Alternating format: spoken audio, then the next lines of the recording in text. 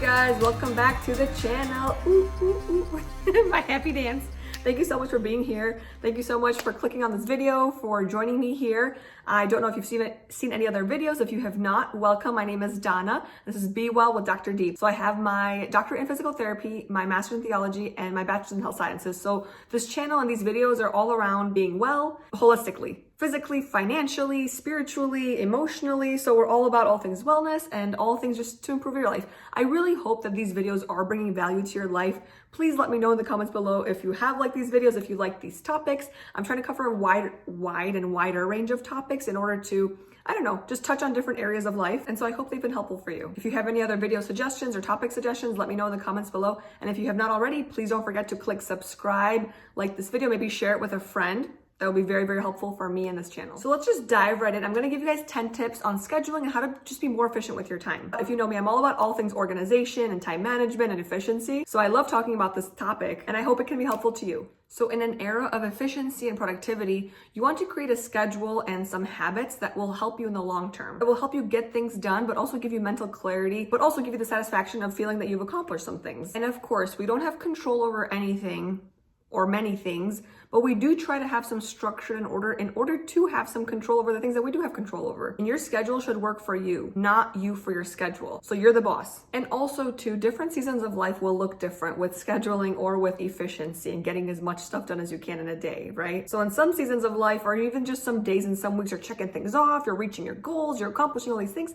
But then in other seasons, it might just be getting one thing done on your checklist a day. So take that into consideration, be open and flexible with how you're preparing for these schedules, with how you make these schedules, whether that's just for yourself, whether that's for you and your husband, whether that's for you and your children and your family. These factors will vary with different numbers of people affected, as well as different seasons of life. And something else you can do before you do jump into making this schedule and working out your schedule is maybe create a timestamp or just go through your day and think about what you do every single day, maybe to the hour. You know, think about what are you doing from 1 to 2? What are you doing from 2 to 3? So think about what you're doing throughout the day so that you can work out these kinks and these flukes and these areas in your schedule where you think you might be wasting time or not as efficient with your time. And again, the goal of this is to provide you with mental clarity, with peace of mind, and with a sense of achievement and accomplishment. So you can do this with pen and paper. You can do this in your notes app on your phone to start off. You can do this in an Excel sheet. Just start wherever you're at, and hopefully these tips will provide you with some valuable insight on how to be more efficient. Okay, so number one, let's start with big picture. So whether you're planning for the week or for the month, start with big picture of what actually needs to be scheduled when and where. Just think about in general what you need to get done that week or that month. So again, just general things that need to get done on a weekly or maybe monthly basis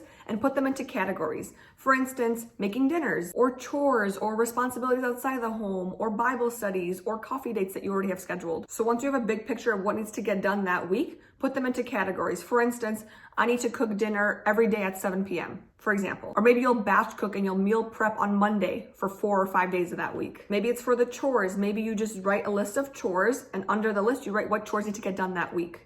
Number two, before we start filling in our calendar and our schedule with our to-dos or chores or daily habits and tasks, make sure you fill in again, that week or in that month, things that have already been scheduled. So for instance, if you have a birthday party this weekend, or if you have a dinner date on a Thursday night already scheduled, put that in your calendar. If you have specific meetings that need to be had and that are already scheduled, put those in your calendar already for that week or for that month beforehand. And of course, these tips are also dependent on your lifestyle and what your day-to-day looks like. Are you a stay-at-home mom? Are you a full-time working mom? Are you a college student? Are you a college student who works? Are you a single young adult? All these definitely play a role into how you work your schedule out. Okay, so once you have written down all your categories and different to-dos for that week or for that month, and you have already put in your calendar what is already scheduled for that week or for that month, now you look at the categories that you made at number one, your to-do list, and you go through them and you write how long you think each one will take. Again, this is preparing you to adjust and to schedule things in an efficient manner. So is something going to take you 5 minutes? Is it going to take you 10 minutes? Is it going to take you 5 hours or a whole day to do? That information is very beneficial and crucial for you to know in order to schedule around it. So the things from number one, your dinners or your chores or your meetings or other responsibilities outside the house, how long do those things take? Think about the length of time that these activities will take as you consider and as you think about what you're going to pair them or chunk them with. Because as we go into number 4, now you're going to consider what you're going to chunk with what. So now given the time a task is going to take, And also, given the physical or mental focus required, you're going to consider what activities are going to go well with what. For example, is it going to be better for you and more efficient for you to vacuum and then meal prep that day, or to vacuum and then go do some computer work that day? Do you want to be doing something physical and then more mental, or chunk the physical together? So taking that into consideration with the amount of time that a task is going to take is going to be very beneficial for you. So now that you've thought about approximately how long a task might take, again, approximately, you're not going to really know until you actually start doing it, or unless you've done it a bunch of times in the past. So given that you know how long a task might take and what tasks might be well paired and well chunked with each other, this is when you can start scheduling those tasks for the evenings when you're home, or for the weekend times that you're home, or even in between work hours if you work from home. And again, this really depends and varies person to person and just per schedule. So for instance, now that you're starting to look at how to schedule things and how to put things in your schedule, looking back at for example, the chores list, right?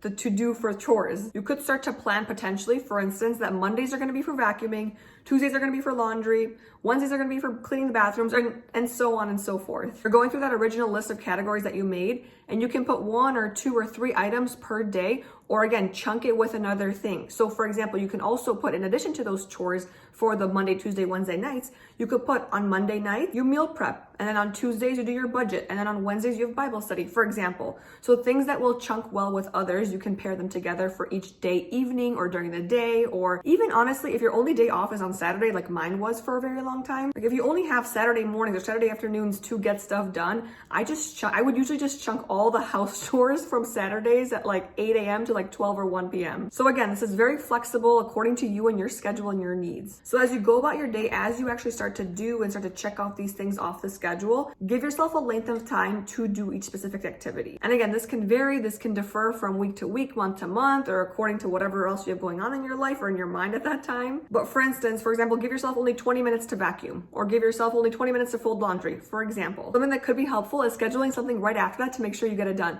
So for example, you start vacuuming at 6:30 p.m., right? And then you have a phone call scheduled at 7, so that you know that you have to be done vacuuming at 7 in order to be ready for that phone call. So you're kind of giving yourself little deadlines. But again, this is not supposed to be stressful. If it is, don't do this.